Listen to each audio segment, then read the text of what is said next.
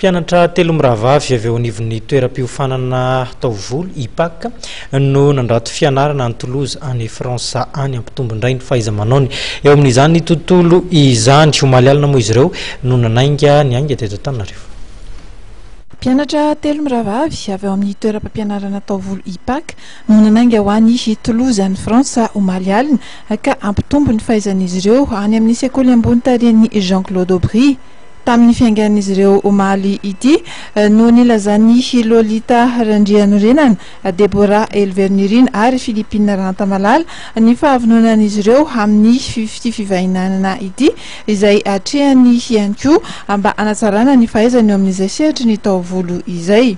Ifanakalo amin'ireo traikefa izay ananan'ireo vahiny mba ifanakalozana amin'ny traikefa izay mpahazonay tao amin'ny IPAC teto Madagasikara. Satria ny IPAC international dia IPAC mitady zavatra vaovao be foana dia izay nandefasan'ny IPAC anay mba hoe mba misarotanto ny IPAC mba maharaka le mode mivoaka isan-taona sy le hoe iraisam-pirenena. Ho an'ny mpitantana sekoly IPAC kosa indray dia namafisin'izy ireo fa tsy voalohany akory no mandefa mpianatra ampitombo fahaizany any ivelany tahaka izao izy ireo. Efa ela rahateo niara-niasa tamin'ity sekoly ny Jean-Claude Aubry any Toulouse ity ny ivitoerana.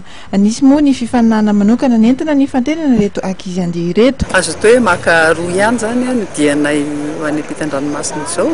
Voalohany aloha dia ny hoe fandehanan'ny mpianatra na zo bourse dia hiatrika izany bourse de stage zany any Toulouse. Dia ny faharoa fionamben'ny mpampianatra zany momba ny fampianarana fanatsarana fampianarana indray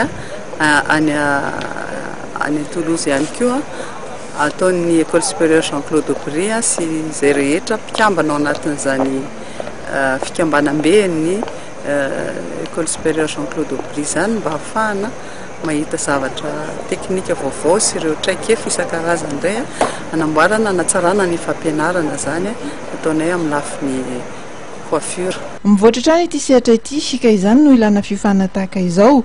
Ny IPAC ihany koa amin'izao fotoana izao dia anisan'ireo sangany amin'ity sehatra ity amin'ny fampiofanana mahakasika ny taovolo sy ny bika aman-tarehy ihany koa.